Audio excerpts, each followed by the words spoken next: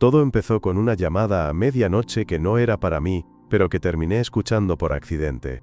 Me había levantado al baño medio dormido y pasé por el salón, donde Clara había dejado su móvil cargando en la mesa del comedor. El sonido del mensaje me sobresaltó porque era una notificación distinta, un tono que jamás le había escuchado usar.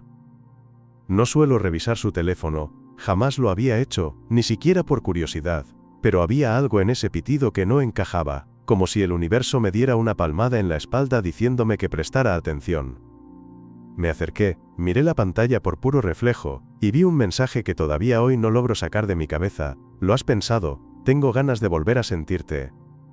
No decía ni nombre ni foto, solo un número guardado como Patricia, Gym, lo cual era gracioso porque Clara no había pisado un gimnasio en los últimos 3 años, y lo más curioso, era que me había dicho esa misma tarde que estaba muy cansada, y que prefería quedarse en casa leyendo.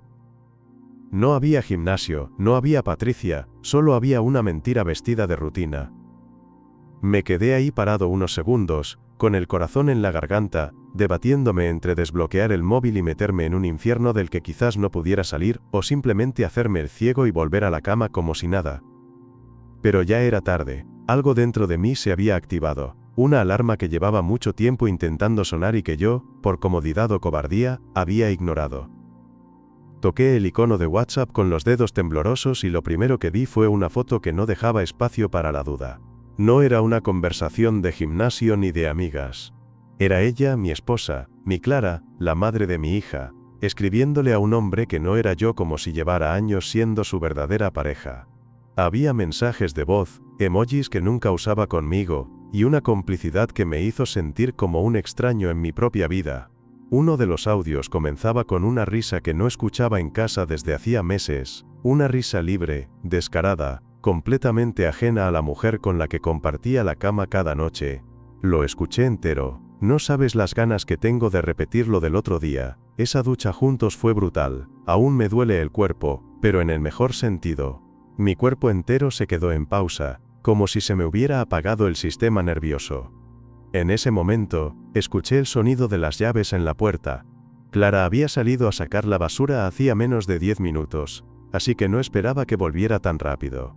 Cerré la aplicación de golpe, volví a colocar el móvil exactamente como estaba, y me senté en el sofá con una serenidad que no sentía en absoluto. Entró y me vio ahí, con la luz tenue del pasillo dándome de lleno en la cara. ¿Qué haces despierto?, preguntó mientras dejaba las llaves en la mesa. Me levanté al baño y me quedé pensando en unas cosas del trabajo, respondí sin mirarla directamente. Ella asintió, me dio un beso en la mejilla, y fue directo a la habitación. Caminaba ligera, como si nada, como si no hubiera dejado un rastro de fuego detrás suyo, como si yo fuera un mueble más en la casa. Esa noche no dormí. Me tumbé junto a ella, observando cómo su respiración se volvía lenta y profunda, sintiendo cada segundo como una puñalada. Me di cuenta de que no sabía quién era la mujer que dormía a mi lado. Y lo peor no era la traición física. Era que su vida secreta tenía más emoción, más pasión, más verdad que la vida que compartía conmigo. Al día siguiente no dije nada. Preparé el desayuno como siempre, le serví el café como siempre, y la vi salir de casa con ese mismo beso frío que ya se había convertido en rutina. Pero por dentro, ya no era el mismo. Había una decisión creciendo en mi pecho, una voz que me decía que ya no podía seguir siendo el idiota que no quería ver lo que tenía delante. La confianza se había roto, no por lo que había hecho, sino por cómo me había hecho sentir invisible durante tanto tiempo. Esa mañana tomé una decisión que ni siquiera pensé mucho, simplemente la sentí tan clara como si siempre hubiera estado esperando a que llegara ese momento. No fui al trabajo, llamé diciendo que tenía una intoxicación, pero la verdad era otra. Fui al banco, cambié mis contraseñas, revisé mis movimientos, consulté el acceso compartido que teníamos Clara y yo en la cuenta de ahorro, y transferí el 50% a una nueva cuenta a mi nombre. No pensaba dejarla sin nada, pero tampoco iba a permitir que me arrastrara mientras jugaba a tener 2 vidas. Después pasé por una tienda de tecnología y compré una grabadora diminuta, de esas que se activan con la voz, y un par de dispositivos más que había visto en foros, todo con el único objetivo de comprobar hasta dónde llegaba la farsa que tenía delante. Nunca pensé que yo, un tipo normal, con una vida tranquila, Acabaría espiando a mi esposa. Pero ahí estaba, instalando aplicaciones, escondiendo micrófonos y buscando pruebas en silencio. Sin escándalos, sin dramas, solo quería saber. Esa tarde, cuando Clara volvió del instituto, me comporté exactamente igual que cualquier otro día. Le pregunté qué tal las clases, si había comido bien, si Martina necesitaba algo para el cole, y ella, tan convincente como siempre, me respondió sin pestañear, como si no llevara días fingiendo. La escuché hablar mientras sacaba la compra de la bolsa, describiendo a un alumno que la había vuelto loca porque no quería hacer un examen, y yo asentía, sonreía, e incluso reía cuando tocaba, todo mientras pensaba en lo que probablemente había hecho apenas unas horas antes. Lo más jodido no era imaginarla con otro tipo, era verla fingir delante de mí con esa tranquilidad, como si supiera que yo jamás sospecharía nada. A las 11 de la noche, cuando ella se fue a la ducha, aproveché para revisar las aplicaciones que había instalado en su teléfono desde el mío. Al principio no vi nada nuevo, pero a los pocos minutos, cuando salió del baño con una toalla en el pelo y dijo que se iba a dormir temprano porque al día siguiente tenía reunión de departamento, noté que el historial de ubicaciones mostraba algo que no me cuadraba. Había estado a media hora de casa, en una urbanización que no conocía, justo a la hora en la que supuestamente salía del instituto. No era una visita rápida. Estuvo allí casi 2 horas. Crucé ese dato con los mensajes, y ahí estaba. Me encantó lo de hoy, pero la próxima vez quiero más tiempo. Él lo escribió. Ella respondió con un emoji de guiño y un «Lo hablamos mañana, guapo». No podía creer que estuviera leyendo eso en tiempo real, bajo el mismo techo donde ella ahora dormía a 3 metros de mí. No me temblaban las manos. No tenía ganas de gritar, ni de llorar, ni de destrozar cosas. Lo único que sentía era una mezcla de decepción y calma peligrosa. La misma calma que uno tiene cuando ya no espera nada de nadie. Decidí que la iba a seguir al día siguiente. Me inventaría cualquier excusa para no ir a trabajar. Esperaría a que ella saliera, y la seguiría con el coche sin que se diera cuenta. No iba a imaginar, no iba a suponer. Quería ver con mis propios ojos en qué se había convertido mi esposa. El viernes amaneció nublado, y eso me vino bien, porque los cristales polarizados del coche se disimulaban mejor. Clara salió a las 7:30 como siempre, y yo esperé 10 minutos antes de encender el motor. La seguí por calles que ya conocía de memoria, pero en lugar de ir hacia el instituto, dobló por una avenida diferente, tomó una salida que llevaba a las afueras, y terminó en una calle sin salida donde había una hilera de chalets adosados. Aparcó, bajó del coche, tocó el timbre de una casa con la fachada pintada de gris, y al minuto, salió un tipo en chándal que la recibió con un beso en la boca. No era un beso rápido. Fue uno de esos que se dan cuando no tienes que esconder nada, cuando piensas que nadie te está viendo. Ella entró como si fuera su casa, cerraron la puerta, y yo me quedé dentro del coche, sin moverme, sintiendo que acababa de enterrar algo que me había costado media vida construir. Esperé casi 2 horas, sin música, sin radio, solo con el sonido de mi respiración. A las 10:15 salió de nuevo, con la misma ropa, el pelo algo revuelto, y una sonrisa estúpida en la cara. Subió al coche y se fue. Yo la seguí hasta que tomó la carretera de vuelta al instituto. Llegó justo antes del recreo. Estacionó, se bajó, y caminó como si nada, con esa naturalidad que da el hábito. Ese día, por primera vez, comprendí que no solo me estaba siendo infiel, sino que lo llevaba haciendo tanto tiempo, que ya ni se molestaba en ocultarlo bien. Me pregunté cuántas veces más habría repetido esa misma rutina, cuántos viernes había dejado de ir a clase por reuniones, cuántos abrazos me había dado después de estar con ese tipo, cuántas veces me había besado sin que yo supiera que todavía llevaba el olor de otro en la piel. Volví a casa con la cabeza llena de imágenes que no se iban, y aunque parte de mí quería entrar en la habitación de Clara esa noche y decirle todo de golpe, gritarle, echarla, pedirle explicaciones, otra parte más fría, más práctica, más despierta, sabía que eso no serviría de nada. No quería una discusión, no quería lágrimas falsas, quería que ella sintiera, aunque fuera una parte de lo que yo estaba sintiendo. Quería que supiera que me había subestimado. Que el idiota que no decía nada, ahora lo sabía todo. No dormí nada esa noche, me pasé horas en la cocina mirando la pantalla del móvil, repasando los audios que ella había enviado, los mensajes que cruzaban a cualquier hora del día, las fotos borrosas de platos que comían juntos, las bromas internas que compartían y que no tenían sentido para nadie más que ellos dos. Empecé a pensar en lo que seguía. Ya no se trataba de juntar pruebas, de buscar confirmaciones o de esperar una confesión. Ya lo tenía todo, ya lo había visto. No hacía falta imaginar. Ella me había mentido en la cara durante quién sabe cuántos meses. Y mientras yo me deslomaba trabajando turnos dobles para que no nos faltara nada, ella tenía tiempo para verse con su amante en mitad de la semana como si fuera una adolescente. Me pareció grotesco, ofensivo, como si me hubieran pegado una bofetada en público. Pero no iba a reaccionar como un imbécil. No iba a darle el lujo de convertirme en el hombre desesperado que suplica una explicación.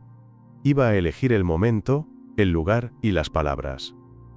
Y sobre todo, iba a dejarle claro que había perdido algo que no iba a recuperar nunca. Esa mañana me preparé como si fuera a trabajar, pero en vez de ir al hotel, pasé por la gestoría donde tenía un viejo conocido que me debía un favor. Le pedí que me asesorara con el proceso de separación. Le mostré las pruebas, le expliqué la situación sin exagerar, sin adornos. Él me escuchó en silencio, revisó los documentos, y después me dijo que lo mejor era moverme rápido, antes de que ella pudiera imaginar lo que estaba por venir. Me ayudó a redactar una carta formal, un preacuerdo de separación con condiciones claras. También me explicó cómo debía hacer las cosas para que el proceso no se alargara innecesariamente ni afectara a Martina más de lo debido. No era lo que yo había planeado para mi vida, pero era lo que tocaba hacer. Volví a casa con la carpeta en la mochila y la determinación de resolver todo en las siguientes 72 horas. No pensaba esperar más. Esa misma noche preparé la escena. Serví la cena como siempre, HABLE con acento agudo con Clara como siempre, y hasta me tomé una copa de vino con ella mientras me contaba que la reunión del instituto había sido un coñazo, y que una madre le había puesto mala cara porque su hija había suspendido matemáticas. Escucharla quejarse como si todo estuviera bien me revolvía el estómago, pero mantuve la compostura. No le mostré ni una sola señal. Me limité a asentir, a fingir interés y a observar cómo hablaba con naturalidad. Y mientras tanto, yo ya sabía que al día siguiente, todo iba a cambiar. El sábado por la mañana, esperé a que Martina saliera a casa de una amiga para invitar a Clara a sentarse conmigo en la mesa del salón. Puse los documentos sobre la mesa sin decir nada, solo mirándola. Ella tardó en entender lo que estaba viendo. Al principio pensó que era algo del banco, o del colegio, o del trabajo. Pero cuando empezó a leer, su expresión cambió. Tardó menos de 30 segundos en levantar la vista con una mezcla de confusión y miedo. ¿Qué es esto?, me preguntó con una voz tensa que ya no sonaba tan segura como siempre. Es el borrador del acuerdo de separación. Ya lo he revisado con un asesor, y si todo va bien, en 2 semanas podemos firmarlo sin necesidad de abogados ni juicios. Ella se quedó mirándome, completamente quieta. ¿Estás loco? ¿Por qué? ¿Qué estás diciendo? Me apoyé en el respaldo de la silla, crucé los brazos y la miré sin parpadear. Estoy diciendo que se acabó. Que ya no quiero vivir con alguien que tiene una relación con otro hombre mientras finge ser mi esposa. Que no voy a compartir más comidas, ni camas, ni rutinas con una persona que me ha mentido todos los días de las últimas semanas. Y que ya sé todo. Cada mensaje, cada visita, cada maldita excusa. No tienes que inventar nada más. Solo firma y cada uno sigue con su vida. Ella tardó unos segundos en reaccionar. Su primera respuesta fue lo que esperaba. No tienes idea de lo que estás diciendo, no sabes nada, estás exagerando, estás malinterpretando todo. No dije nada. Me limité a sacar el móvil, abrir los audios y reproducir uno donde claramente se oía su voz diciendo: hoy casi me pillan, pero Rubén es tan despistado que no se da cuenta de nada, a veces me da hasta pena. Ahí se acabó el teatro. Su rostro se desfiguró. Pasó del enfado al miedo, del miedo al nerviosismo, del nerviosismo al silencio. ¿Me estás espiando?, dijo finalmente, buscando un terreno moral donde apoyarse. No, te estaba mirando mientras me destruías sin saberlo, solo me adelanté para saber cuántos pedazos quedaban. Entonces se levantó, dio un golpe sobre la mesa y empezó a gritar. Esto es una mierda, Rubén, no tienes derecho a invadir mi vida así, esto no se hace, estás siendo cruel. Mi respuesta fue simple. ¿Cruel? Lo cruel fue hacerme creer que aún tenía una esposa, cuando en realidad solo compartía techo con alguien que se veía con otro a escondidas. Cruel fue dejar que nuestra hija pensara que vivía en una familia estable mientras tú buscabas emoción fuera de casa. Yo no me acosté con nadie más. Yo no salí a mentir. Yo no convertí nuestro matrimonio en una farsa. Solo estoy poniendo un punto final que tú empezaste sin avisar. Se quedó callada. Se sentó. Miró los papeles. No los tocó. No sé qué decirte, murmuró. Entonces no digas nada. No necesito una explicación. Ya entendí todo. Solo necesito que firmes y te vayas. No hubo más palabras esa noche. Clara no firmó nada ese día ni el siguiente, pero tampoco lo negó. No pidió perdón. No intentó convencerme de quedarnos juntos. No derramó lágrimas ni suplicó. Su silencio no era de arrepentimiento, era de alguien que sabe que la han pillado y no tiene más salidas. Aún así, seguía ocupando su espacio en casa como si nada hubiera pasado. Dormíamos en la misma vivienda pero en habitaciones distintas, y durante los días siguientes, todo fue como una especie de pantomima tensa donde los dos fingíamos que no sabíamos lo que sabíamos. Yo me despertaba, preparaba café, y la veía pasar frente a mí como una sombra más. A veces hablábamos sobre cosas prácticas, como quién recogería a Martina, o qué comida quedaba en la nevera, pero no se mencionaba el tema central, como si ignorarlo fuera a cambiar algo. Clara no volvía a tocar el tema de los papeles, y yo tampoco insistía. Estaba esperando el momento adecuado, pero también quería ver si tenía la dignidad de asumir sus decisiones sin necesidad de que yo le empujara. El lunes por la tarde, decidí que la espera había sido suficiente. Le pedí que se sentara conmigo otra vez, esta vez sin papeles sobre la mesa. Solo quería hablar, sin gritos, sin discusiones. Cuando se sentó frente a mí, noté que ya no tenía esa expresión de superioridad que la había acompañado durante tanto tiempo. Parecía más cansada, menos segura. ¿Te piensas quedar aquí mucho más tiempo?, le pregunté sin rodeos. Ella me miró fijamente durante unos segundos y respondió sin levantar la voz. No lo sé. No quiero que esto se convierta en una guerra, Rubén. Tenemos una hija. Me limité a asentir. Y precisamente por eso quiero que lo hagamos bien. No te he insultado, no te he expuesto, no he contado nada a nadie, ni siquiera a tu familia. Solo quiero que aceptes lo que hiciste y que resolvamos esto de manera limpia. Puedes quedarte con el coche, puedes ver a Martina cuando quieras, pero no puedes seguir aquí fingiendo que somos una pareja mientras estás con otro hombre. Ella bajó la mirada. No estoy con nadie, ya no. Me reí por primera vez en días, pero no fue una risa agradable. No necesito que lo niegues, ni que lo expliques. Solo dime si vas a firmar, o si prefieres que esto termine con abogados de por medio. Entonces fue la primera vez que la vi tambalearse emocionalmente. Se le quebró la voz. No pensé que esto iba a llegar tan lejos. No lo planeé. Solo, pasó. Su voz temblaba pero no había lágrimas. Tú y yo ya no hablábamos, Rubén. Nos habíamos convertido en compañeros de casa. Él me hizo sentir vista otra vez. Escuchada. Y no lo justifico, pero tampoco puedo fingir que no lo necesitaba. Esa parte, aunque dolorosa, no me sorprendió. En el fondo, yo también había notado que algo se había roto hace tiempo. Pero yo intentaba repararlo, ella eligió romperlo por completo. Lo entiendo, le dije. Y eso no cambia nada. Lo que hiciste fue una decisión, no un accidente. Y las decisiones tienen consecuencias. Así que dime, ¿vas a firmar? Se quedó en silencio largo rato. Luego dijo que sí, que lo haría, pero que necesitaba unos días para buscar un sitio donde quedarse. Acordamos que tenía una semana para organizarlo todo. Yo no la presioné con acento agudo más. No había nada que discutir. Durante esos días todo fue más frío que nunca. Ni siquiera cruzábamos miradas. Ella evitaba quedarse en casa más de lo necesario.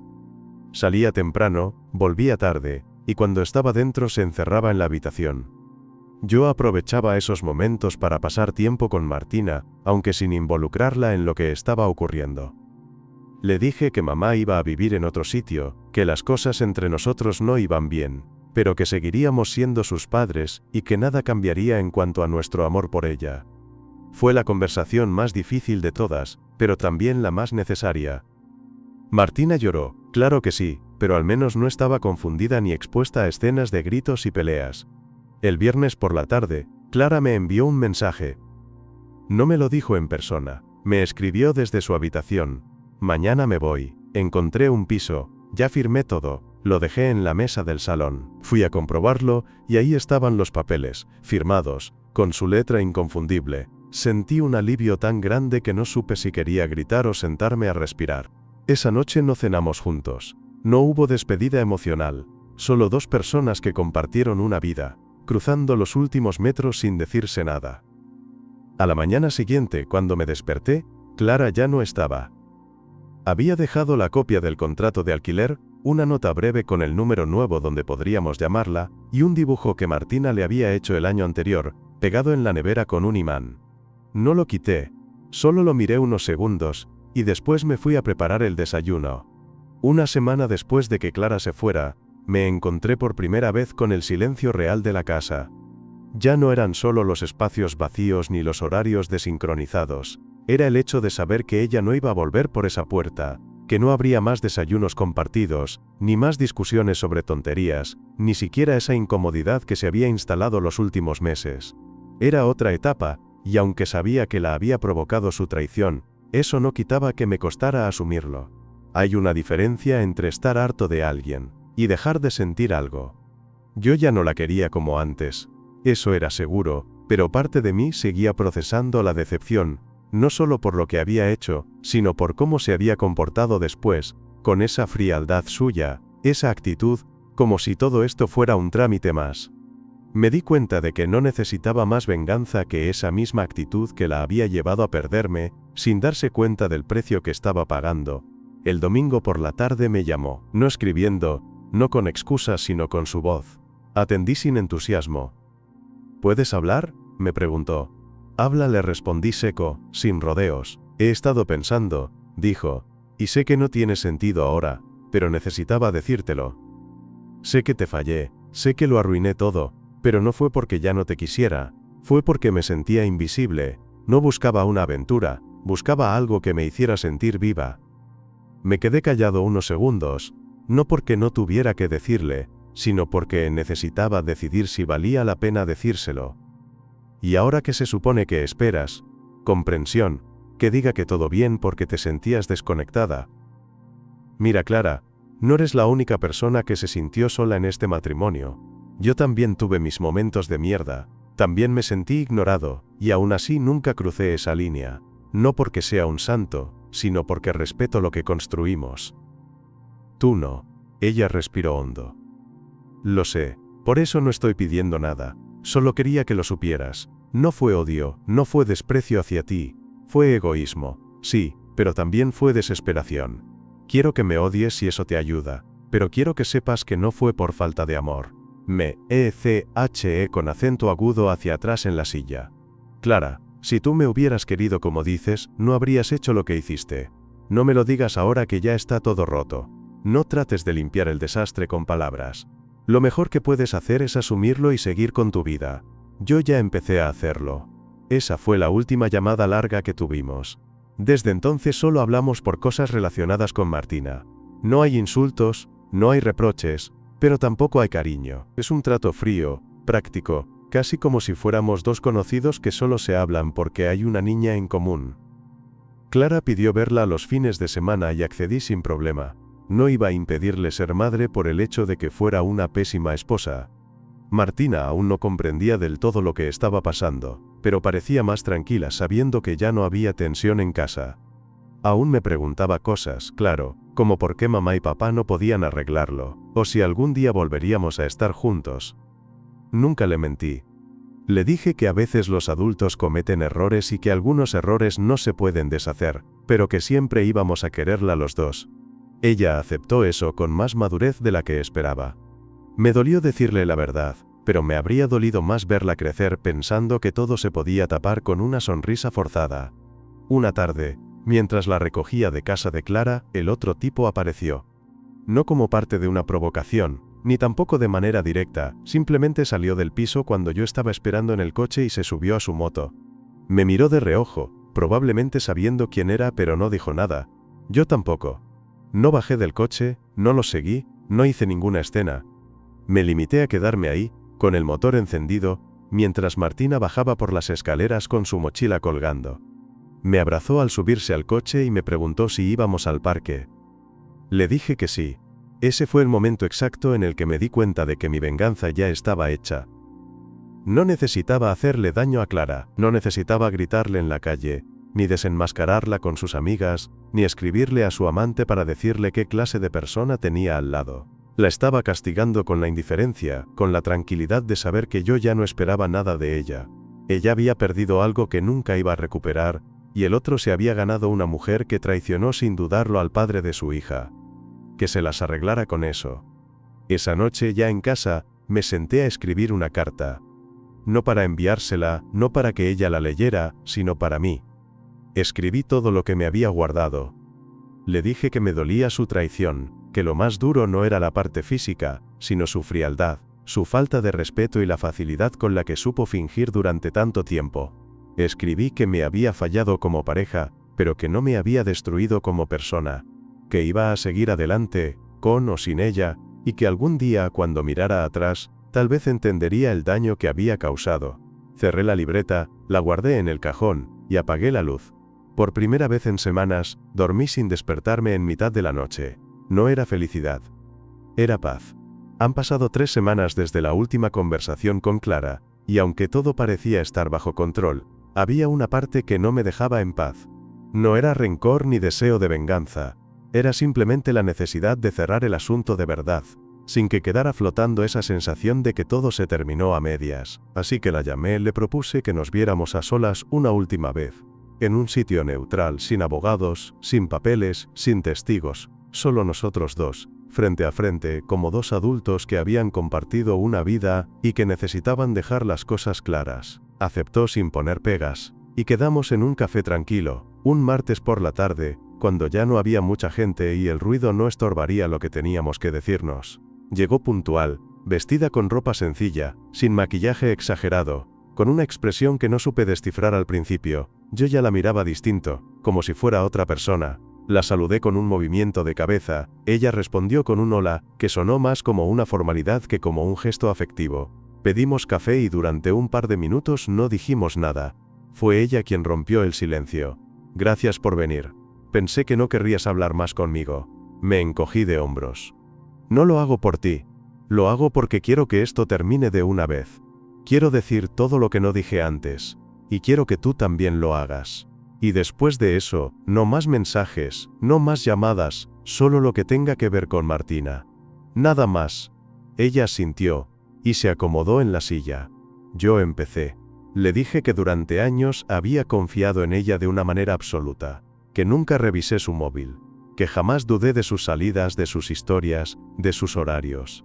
Le dije que no esperaba perfección, que no me creía el mejor marido del mundo, pero que había hecho lo que pude, que me había esforzado en ser compañero, padre, apoyo. Le expliqué que lo que más dolió no fue el sexo con otro hombre, sino la manera en que me borró sin remordimiento, como si yo fuera una carga que tenía que esconder para poder sentirse libre. Le confesé que había noches donde me quedaba despierto, no porque la extrañara, sino porque no podía entender cómo alguien que duerme contigo cada noche es capaz de mentirte con tanta facilidad al día siguiente. Le dije que si me encontraba con ella en la calle dentro de unos años, la saludaría con educación, pero que no volvería a compartir un segundo más de intimidad emocional con ella. Le aclaré que el respeto se acabó cuando ella eligió mentirme, y que nada de lo que pudiera decir ahora iba a cambiar eso. Ella me escuchó sin interrumpir. Cuando terminé, se tomó unos segundos antes de hablar. Sé que no merezco tu respeto, no voy a justificar nada de lo que hice. Solo quiero que sepas que no fue tan simple como encontrar a otro, y ya. No me levanté un día y decidí serte infiel. Fue un proceso, uno que ni yo misma vi venir. Empezó con frustración, con silencios que se acumulaban, con conversaciones que dejamos de tener. Y cuando me di cuenta de que alguien me hacía sentir algo, no lo rechacé, me dejé llevar. No porque tú fueras malo, no porque no te quisiera, sino porque era débil. Porque no supe cómo enfrentar lo que estaba sintiendo sin lastimarte. Y terminé haciéndolo de la peor manera. No la interrumpí, solo asentí. ¿Te arrepientes?, le pregunté. Sí. pero no por el hecho de haber sentido algo por otra persona. Me arrepiento de cómo manejé todo. De haberte mentido en la cara, de haber seguido fingiendo cuando ya sabía que no podía sostenerlo más. De no haber tenido los cojones para decirte la verdad antes de que tú lo descubrieras solo. Bebí un sorbo de café antes de contestar. ¿Y él? ¿Sigue en tu vida? Bajó la mirada, se tomó un segundo y luego me respondió sin rodeos. No. Terminamos hace días. Él quería algo más serio. Yo no. Me di cuenta de que nada de eso valía lo que perdí. Me apoyé en la mesa con los brazos cruzados. No es que hayas perdido algo. Lo tiraste. Hay diferencia. Después de eso no hubo mucho más que decir.